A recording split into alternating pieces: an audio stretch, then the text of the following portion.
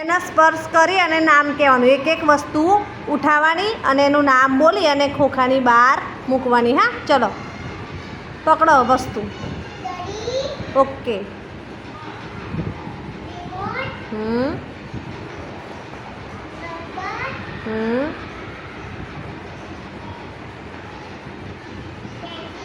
હમ હમ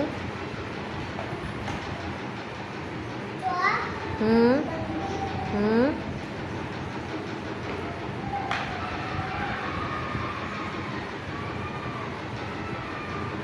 વાંધો નહીં, ના આવડે તો હા મૂકી જાવ ને એમને એમ. હમ હમ